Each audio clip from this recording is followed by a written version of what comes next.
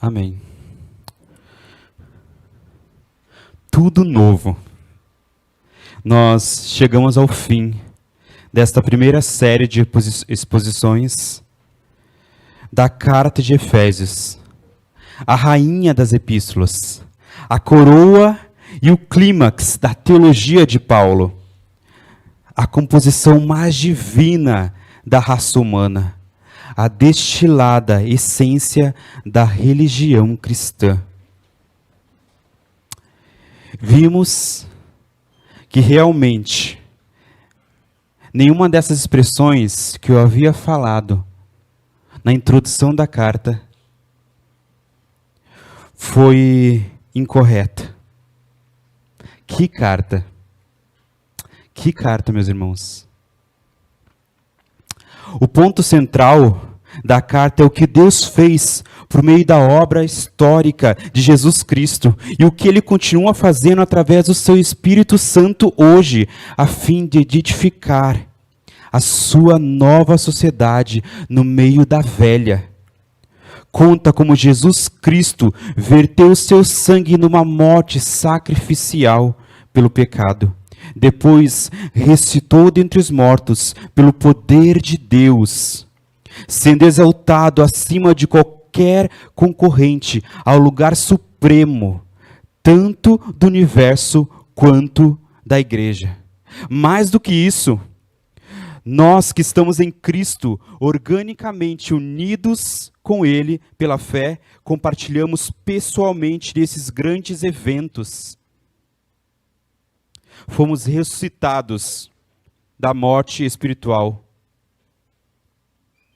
exaltados ao céu, identificados com Ele ali. Fomos reconciliados com Deus e uns com os outros. E como resultado, mediante Cristo e em Cristo, somos nada menos do que a nova sociedade de Deus, a nova humanidade que Ele está criando, que inclui judeus e gentios, em pé de igualdade. Somos a família de Deus Pai, somos o corpo de Jesus Cristo, seu Filho, e somos o templo do Espírito Santo. Logo, nós devemos mostrar de modo claro e visível, mediante a nossa vida, a realidade dessa obra que Deus tem feito em nossas vidas. Primeiro, pela unidade e diversidade da nossa vida em comum como igreja. Em segundo lugar, pela pureza e pelo amor em nosso comportamento cotidiano. E em terceiro lugar, pela mútua submissão e por um relacionamento amoroso no lar, no nosso trabalho. E finalmente, por nossa estabilidade na luta contra as potestades e poderes do mal, no dia mau. A carta inteira é uma combinação magnífica da doutrina cristã e do dever cristão, da fé cristã e da vida cristã, daquilo que Deus fez através de Cristo e do que nós devemos ser e fazer em decorrência de tudo aquilo que Ele tem feito. E hoje nós fecharemos com os últimos, porém não menos importantes, versículos dessa carta, que está lá em Efésios 21 a 24. Efésios 6, 21 a 24. Vamos colocar de pé. E vamos ler, encerrando essa carta maravilhosa. E para que saibam como eu estou e o que estou fazendo, Tíquico, o irmão amado e fiel ministro do Senhor, lhes dará todas as informações. Eu estou enviando a vocês com esta finalidade, para que conheçam a nossa situação e para que ele console o coração de vocês. Paz seja com os irmãos e o amor com fé, da parte de Deus Pai e do Senhor Jesus Cristo. A graça esteja com todos os que amam sinceramente o nosso Senhor Jesus Cristo. Amém. Vamos orar? Deus, nós te agradecemos, Pai, porque até aqui o Senhor tem nos ajudado. Até aqui o Senhor tem nos instruído, tem nos ensinado, Pai, a receita, Senhor, do Teu Evangelho, Pai. Nós te agradecemos por isso, Pai. Nós te agradecemos porque essa carta está impermeada, Pai, de graça, de paz, de amor, que o Senhor derramou na vida de cada um de nós aqui presente. Nós te pedimos, Deus, nos ajuda a cada dia mais, Deus, a demonstrarmos esse amor para com nossos irmãos e para contigo, Pai. É no nome de seu Filho amado Jesus que nós oramos. Amém. Podemos sentar.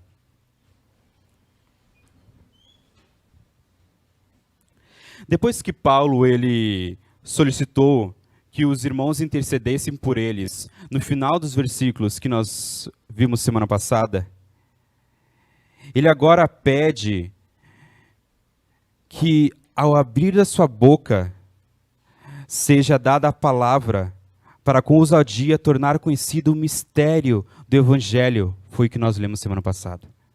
Agora ele envia Tíquico para que desse mais informações a respeito daquilo que ele estava fazendo, ou do modo como ele estava vivendo agora, preso. Tíquico, ele foi um dos amigos de Paulo, um dos companheiros de ministério e altamente apreciado por Paulo. Ele era da província da Ásia e a companhia do apóstolo, ele estava em companhia do apóstolo no final da terceira viagem missionária. Voltando da Grécia, via Macedônia, e logo depois de cruzar a Ásia Menor, ele se dirigia a Jerusalém. Nós podemos verificar isso lá em Atos 20. Ou seja, naquela viagem, Tíquico e outros companheiros chegaram antes de Paulo de Macedônia a Troade, e ali eles estavam esperando Paulo naquela cidade. E agora, mais ou menos uns 4 anos depois de haver estado com Paulo algum tempo, por causa da sua primeira prisão, Tíquico foi comissionado pelo apóstolo para levar a carta de Efésios e muito provavelmente a carta aos Colossenses. Tíquico, tendo recém-estado algum tempo com Paulo e sendo, em suas palavras, um irmão amado, ou seja, um membro da família de Deus, juntamente com todos os crentes que são filhos de Deus, filhos do mesmo Pai. E fiel ministro do Senhor, ou seja, um servo de Cristo, leal ao seu mestre, em todos os aspectos de sua vida. Alguém que já provou a sua lealdade, não a Paulo, mas a Deus, através do seu ministério público na igreja. Ele estava mais do que apto que fosse a pessoa indicada para fornecer, enquanto ia de igreja em igreja, toda a informação necessária sobre Paulo, sobre seus companheiros e sobre os irmãos crentes em Roma. A confiança de Paulo nele não é somente para entregar as cartas com segurança, mas também para suplementar a mensagem com algumas notícias pessoais acerca dele. Paulo diz que o estava enviando para que saibam como estou e o que eu estou fazendo. Tíquico lhe dará todas as informações do verso 21. Na realidade, eu estou enviando a vocês com essa finalidade, para que conheçam a nossa situação. Verso 22. Assim, Paulo ele reitera 3 vezes a sua intenção de que Tíquico coloque os leitores a par das notícias sobre ele mesmo. E este fato explica, sem dúvida, a ausência incomum de mensagens e saudações pessoais na carta de Efésios, como nós podemos ver em inúmeras outras cartas. Ele não começa a falar sobre os irmãos da igreja, ele não começa a falar sobre os companheiros dele que estão no ministério. Ele espera que Tíquico faça isso. Tíquico levaria essas informações verbalmente. Mas é interessante notar que, para isso, Tíquico precisou se envolver no ministério de Paulo. Ele precisou estar presente no ministério de Paulo. Ele precisou se importar tanto com Paulo quanto com a missão que ele tinha de levar essas cartas. Ele precisou se dedicar ao ministério de Paulo, saber como ele estava e participar juntamente com ele, muitas vezes, dos seus sofrimentos, das suas angústias, daquilo que ele estava passando na prisão. Ele precisou ser um parceiro. Ele precisou amar Paulo. E precisou amar a igreja, a qual Paulo, e no caso ele, servia com seu ministério público. A mensagem que Tíquico precisaria levar, ela não era unicamente informativa, mas também era uma mensagem de conforto, ou de encorajamento, de amor. Ele entregaria a carta, diria aos membros da igreja como Paulo estava passando e, além disso, Paulo o estaria enviando para que consolasse os corações deles. No verso 22. É extremamente tocante ver o desejo de Paulo, mesmo preso, no sentido de forjar elos de amor entre os cristãos da Ásia e ele. Sua exposição da nova sociedade de Deus que nós vemos no livro de Efésios não é uma mera teoria teológica, porque eles também são membros da mesma família de Deus, da mesma humanidade, são membros da mesma família, membros do mesmo povo. Sendo assim, eles deveriam aprofundar cada vez mais a comunhão e o amor uns pelos outros, a orarem uns pelos outros. É interessante que na própria carta aos Efésios, Paulo ele ora 2 vezes, no capítulo 1 e no capítulo 3. Antes mesmo de ele pedir oração no final da carta.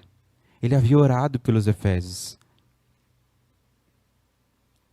E por meio da carta a eles, e através de Tíquico, que não somente lhes traria informações acerca de Paulo, como também procuraria encorajá-los, procuraria consolá-los, cuidar deles, amá-los. Por essa razão, Paulo diz, para que conheçam a nossa situação e para que ele console o coração de vocês. O último, sem dúvida, acalmando os seus temores e provendo uma atmosfera de consolação e fortalecimento espiritual,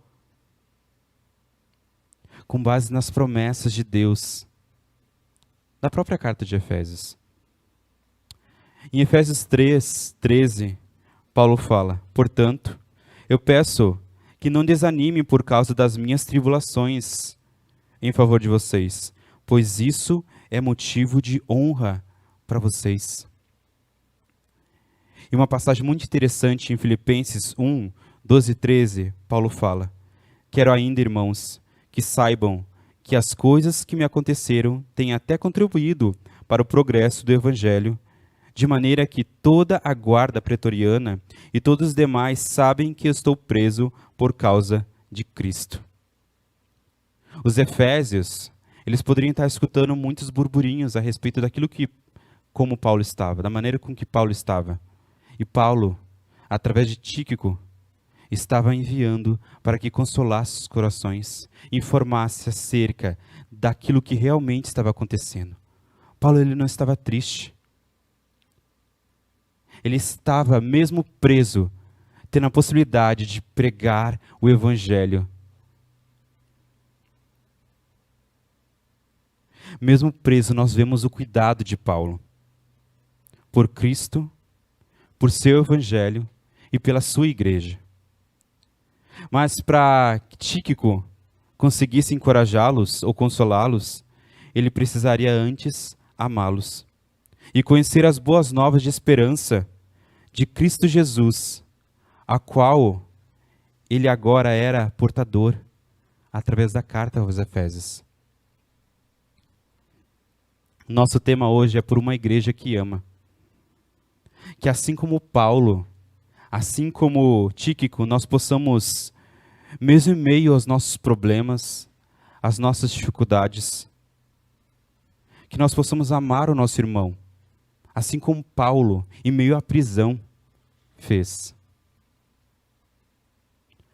Que possamos amar os irmãos da nossa igreja local, e também todos aqueles que estão espalhados por toda língua, raça e nação. Porque nós somos membros da mesma família. Fazemos parte dessa humanidade, dessa nova humanidade que Deus criou. Nós fazemos parte do mesmo povo. E quando um sofre, todos nós deveríamos sofrer. Quando nós vemos noticiários de irmãos sofrendo em diversas partes do mundo, nós deveríamos sofrer com eles e amá-los e consolá-los, encorajá-los. Quando nós vemos irmãos sendo perseguidos por causa da fé que professam, nós deveríamos amá-los, orar por eles e agir em favor deles. Por uma igreja que ama realmente.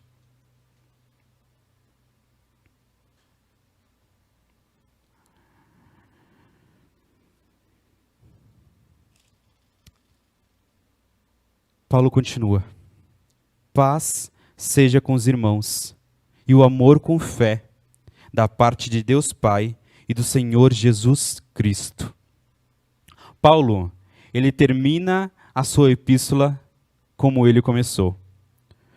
Como todas as coisas procedem da boa vontade de Deus, Paulo está certo em terminar a sua epístola como ele começou, orando pela paz que procede de Deus Pai e do Senhor Jesus Cristo. Isto é, a verdadeira felicidade que é encontrada aqui em amor com fé. E assim como não duvidamos da nossa fé na palavra de Deus, que Ele nos ama como seus filhos amados, assim também abraçamos o nosso irmão, o nosso próximo.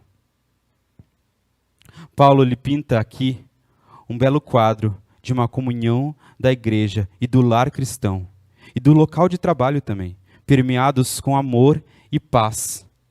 Paz. Paz com Deus, paz consigo próprio no seu coração, paz uns com os outros. Seja com os irmãos, ele fala. A paz que o apóstolo tem em mente é a harmonia entre os irmãos, que foi alcançado quando Cristo destruiu o muro de separação entre judeus e gentios. E então ele fala amor com fé. No certo sentido, o amor surge da fé. E sem a união de fé com Cristo, o amor não pode começar a crescer. Não pode existir a menos que por meio da fé em Cristo e em seu sacrifício expiatório tenha sido previamente estabelecido no coração dos crentes de modo individual. O amor que vem e só é possível pela paz que Deus fez entre judeus e gentios, derrubando o muro de separação e evangelizando paz. Paz para os que estão perto, paz para os que estão longe. Formando para si uma nova humanidade, um novo povo, uma nova família, uma nova igreja. Que pela paz conquistada pelo sangue de Cristo Jesus, nos dá a possibilidade de amarmos uns aos outros, no amor que provém dele. Somente pela paz alcançada por Cristo e pela fé que depositamos no nosso Senhor e Salvador, nós podemos amar uns aos outros. Daí fica a pergunta: você ama o seu próximo? É interessante Os versículos que nós lemos na nossa leitura bíblica de 1 Coríntios 13, uma carta onde Paulo encontrou uma igreja com inúmeras dificuldades, principalmente dificuldades de relacionamentos entre o povo de Deus ali. Tem um capítulo inteiramente dedicado ao amor cristão. No capítulo 12, inúmeros problemas. No capítulo 14, também. Paulo ele coloca um capítulo dedicado ao amor. E aqui muitas vezes nós ouvimos o amor pela sua esposa, pela sua namorada nesses versículos. Mas aqui ele está dizendo o amor para com seu povo. O amor com o seu povo dedica ao outro, ao seu próximo. Se não tiver amor, nada serei. Se não tiver amor, isso nada me adiantará, ele fala. Estamos aqui para amar. E sem amor, nada serei, nada importa, nada adiantará. E assim Deus avalia a nossa vida com base na nossa capacidade de amar o nosso próximo. Mas a gente sabe que a palavra amor, de alguma forma, foi banalizada, né? E o que Deus quer dizer quando falamos amor? Nos versículos seguintes do capítulo 13, ele fala: o amor é paciente e é bondoso.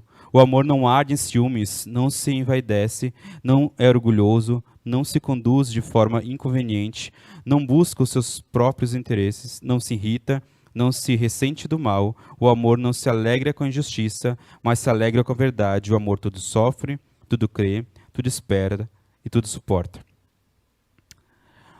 Francis Chan, no livro Louco Amor dele, ele nos pede para que a gente faça um exercício com esses versículos.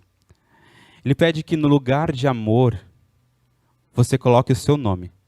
Eu queria que você fizesse esse exercício agora. Ficaria mais ou menos assim. No meu caso, o Mateus é paciente. E a Erika está aqui para comprovar como eu sou. Agora eu quero que você faça isso em todas as afirmações sobre amor contidas na passagem, enquanto eu estiver lendo ela novamente. Vamos lá? Faz exercício mental aí. O amor, no caso Mateus, é paciente, é bondoso. O Mateus não arde em ciúmes, não se envaidece, não é orgulhoso, não se conduz de forma inconveniente, não busca os seus interesses, não se irrita, não se ressente do mal. O Mateus não se alegra com a injustiça, mas se alegra com a verdade. O Mateus tudo sofre, tudo crê, tudo espera, tudo suporta. Parece que quando a gente termina isso, que a gente é um pouco mentiroso, não é? Só um pouco, tá? Se eu tenho o dever de representar o que é amor, então eu posso estar falhando com frequência nessa missão de amar as pessoas como eu devo amar. Por isso que nós precisamos amar a Deus como Ele deve ser amado. Para que possamos amar o nosso próximo. Imagem e semelhança desse Deus, da maneira com que eles devem ser amados. Só assim nós vamos conseguir, com amor que provém da fé, amar e cuidar do nosso próximo. Procurar o seu bem-estar, suprindo suas necessidades, tanto físicas quanto espirituais. E para isso, Paulo ele continua: a graça esteja com todos que amam sinceramente o nosso Senhor Jesus Cristo. E com essa expressão, Paulo ele caracterizou seus leitores cristãos em termos do seu amor. O amam, neste versículo, não é apenas um verbo, mas um adjetivo, uma qualidade daqueles que seguem a Cristo. aqueles que amam sinceramente o Senhor Jesus Cristo. Como vimos no versículo anterior, 23, o amor ali é direcionado ao amor ao próximo. Aqui no versículo 24, o amor enfatizado é para com o Senhor Jesus Cristo. E a graça agora é a raiz desse amor, cujo objeto é o nosso Senhor. O apóstolo diz: graça esteja com todos os que amam sinceramente o nosso Senhor Jesus Cristo. As palavras aqui traduzidas por sinceramente poderia ser melhor traduzida por sem corrupção ou incorruptível, que não se deteriora, um amor que é imputrescível, inalterável, um amor que é incapaz de se deixar corromper, seduzir, subornar, um amor que é reto, que é honesto, que é sincero. E uma vez que esse amor por Cristo esteja presente no coração, ele jamais se desvanece. Porque é uma doação divina, dada por Deus, por sua graça. O amor incorruptível a Jesus, que vem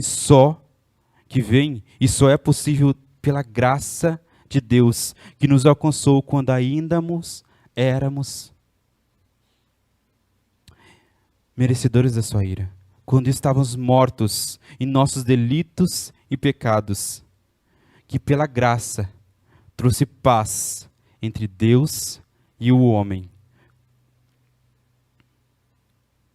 A nova vida concedida ao crente na graça de Cristo se mostra na obediência diante do mandamento fundamental de Deus: amar a Deus sobre todas as coisas e ao próximo como a si mesmo. Do amor de auto-entrega de Cristo Jesus decorre o amor do cristão ao seu Criador, ao próprio Cristo. E deste modo, ele se torna particularmente participante do amor de Deus. Ao mesmo tempo, esse amor torna reconhecível no cumprimento dos mandamentos dele. Quando nós amamos a Deus sobre todas as coisas e quando nós amamos o nosso próximo como a si mesmo. O amor entre os irmãos não pode existir à parte do amor para com Deus em Cristo Jesus. E ambos são resultantes do amor de Deus em Cristo por cada um de nós.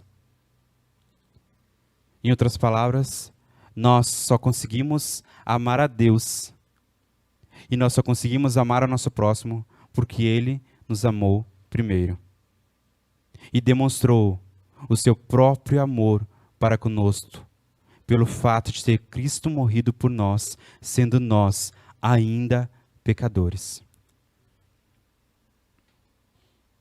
Então agora fica a pergunta: você ama a Deus?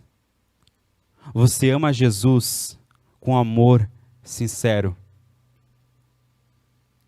E eu queria lembrar a vocês a respeito do amado, né? De pessoas que nós amamos. Quando você está amando alguém, você percorre grandes distâncias para estar ao lado dessa pessoa. Vocês são capazes de dirigir durante horas para estar junto, mesmo que seja por um curto período de tempo. Não tem problema nós ficarmos acordados até de madrugada, esperando conversar com ela. Caminhar sobre a chuva é romântico. Você está disposto a gastar uma pequena fortuna com essa pessoa que você ama. Quando os dois estão longe, o coração dói e até se entristece. Você só consegue pensar nela e pula de alegria quando os dois têm a oportunidade de ficar juntos. No livro Deus é o Evangelho, John Piper, ele faz uma pergunta a respeito se nós amamos a Deus. A pergunta crucial para a nossa geração e para todas as demais é esta: se você pudesse ter o paraíso, sem doenças e com todos os amigos que já teve na terra, e todas as comidas das quais você gosta, e todas as atividades de lazer que você aprecia, e todas as belezas naturais que já contemplou, e todos os prazeres físicos que experimentou, e nenhum conflito humano ou desastre natural, você se satisfaria com tudo isso caso Cristo não estivesse nesse paraíso?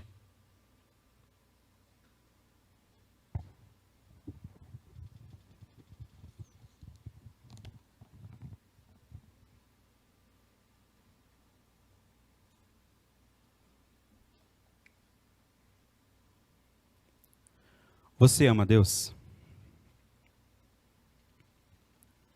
Ou você ama aquilo que Ele pode te proporcionar?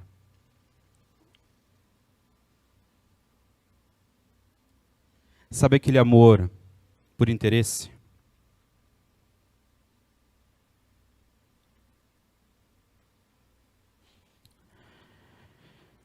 Algumas pessoas que estão me ouvindo podem dizer: eu ficaria bem num lugar assim.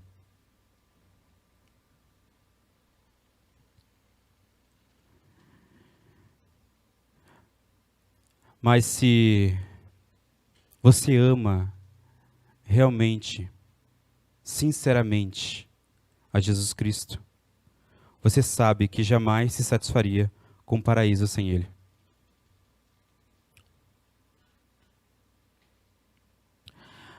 Muitos de nós torcemos para que a nossa opção seja por Deus.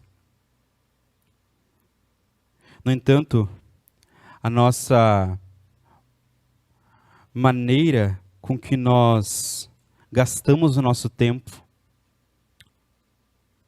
a maneira com que nós aplicamos nosso dinheiro, a maneira com que você investe a sua energia, ela diz muito acerca do que você ama, ou do que você mais ama.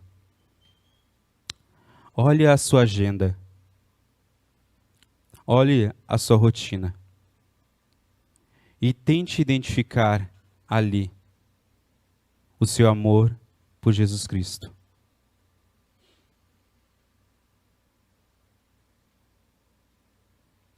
Nós cristãos, nós estamos sempre nadando contra a correnteza do mundo, da sociedade.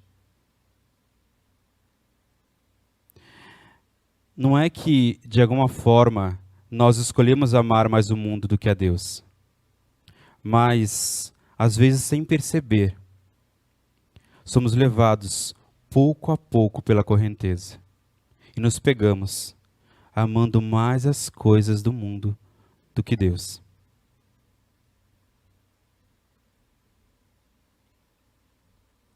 O fato é que nós precisamos que Deus nos ajude a amá-lo. E se nós precisamos do amor divino, da ajuda divina, para amar a Deus, que é um ser perfeito, sem dúvida, nós vamos precisar de ajuda, mais ainda, para amar o nosso próximo, que é imperfeito e cheio de falhas.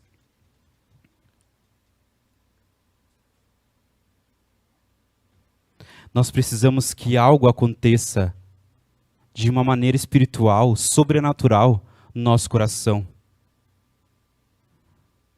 para que possamos realmente amar a Deus sobre todas as coisas e ao nosso próximo como a nós mesmos. O Espírito Santo, ele precisa se mover em nossa vida. Nós precisamos orar a Deus pedindo mais amor por Ele.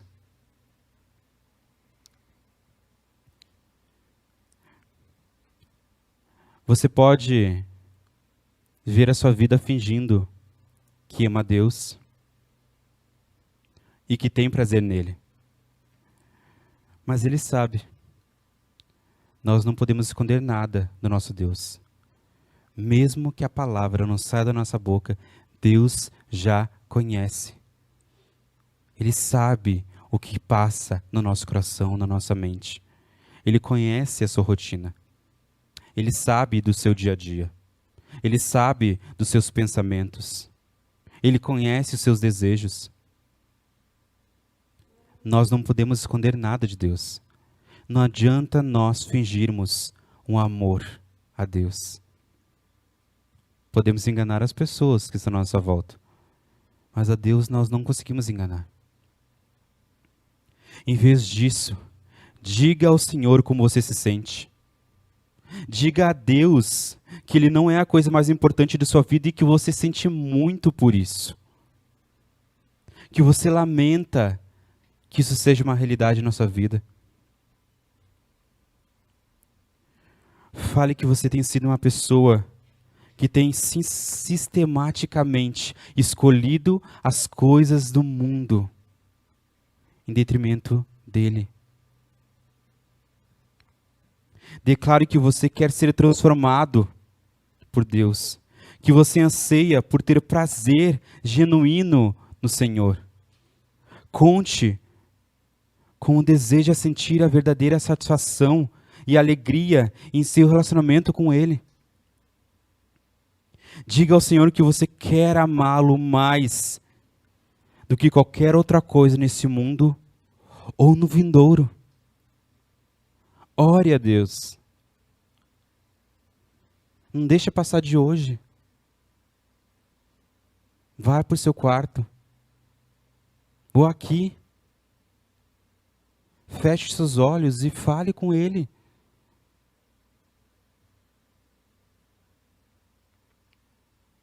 E se você ainda não conhece a esse Deus, você que está em busca de paz em sua vida, você está em busca de amor, as palavras de Deus na carta de Efésios nos mostram que graça e paz são palavras-chave nessa carta.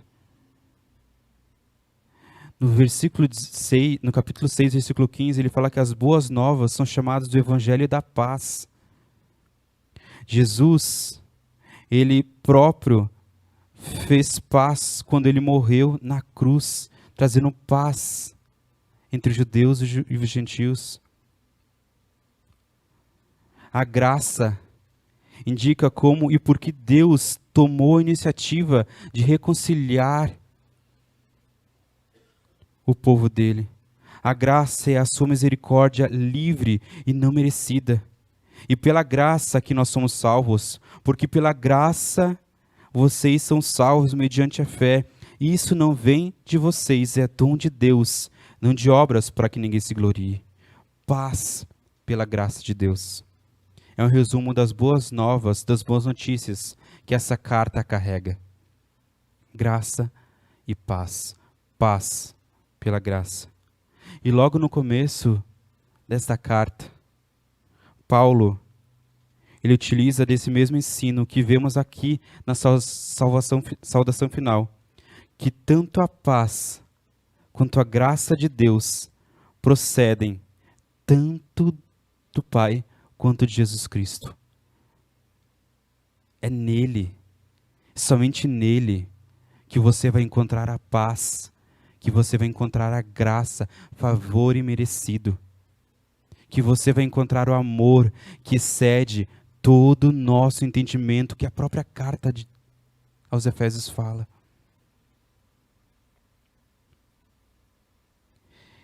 É neles, juntos, que flui um manancial de graça e paz.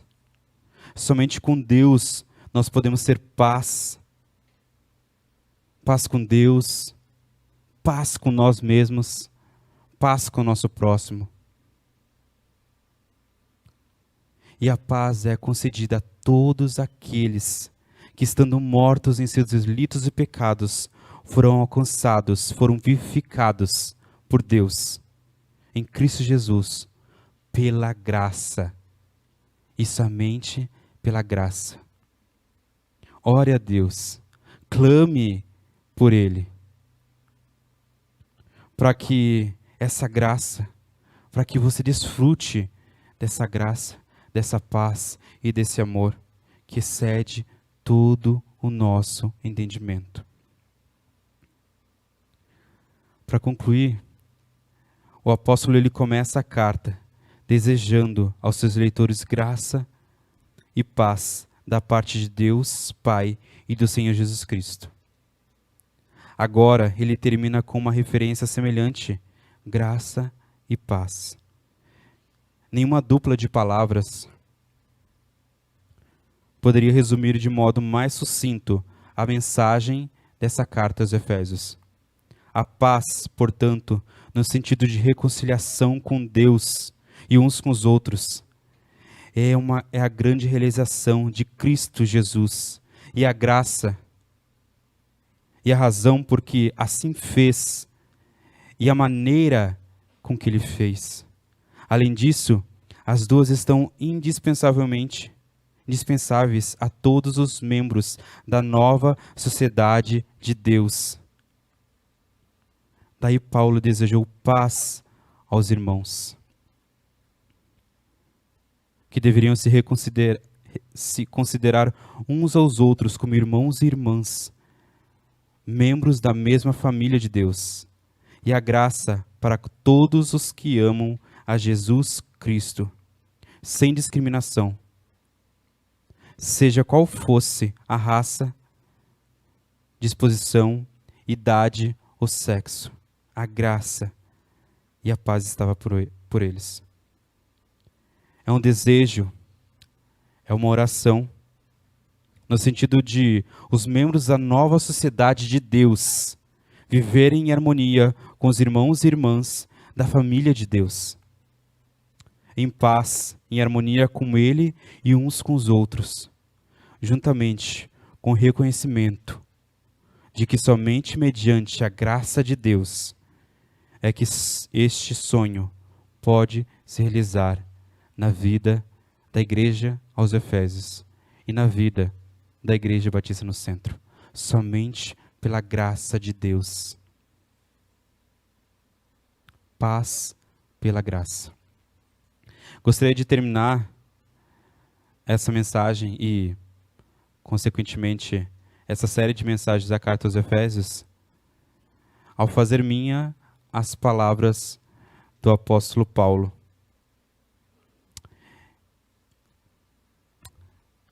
Paz seja com os irmãos e o amor com fé da parte de Deus Pai e do Senhor Jesus Cristo. A graça esteja com todos que amam sinceramente o nosso Senhor Jesus Cristo. Amém. Vamos orar?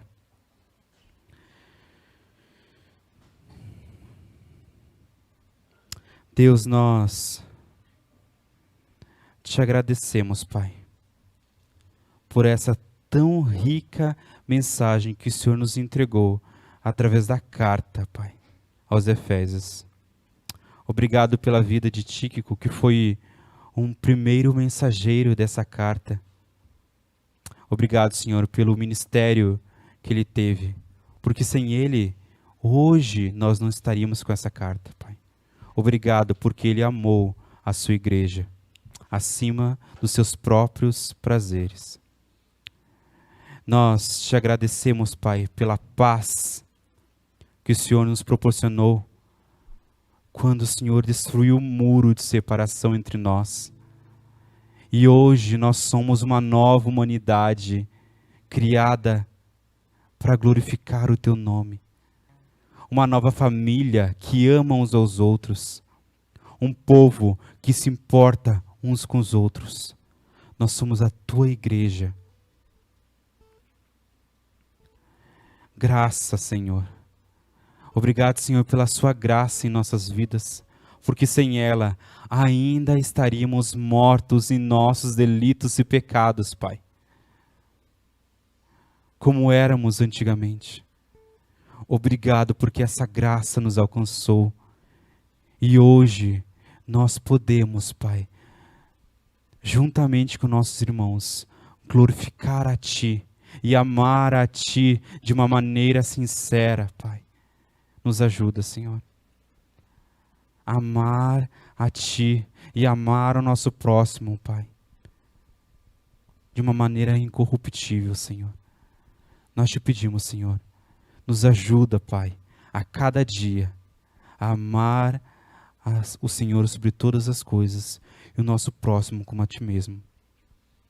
É no nome de Seu Filho amado Jesus, o autor da graça, que nós oramos. Amém.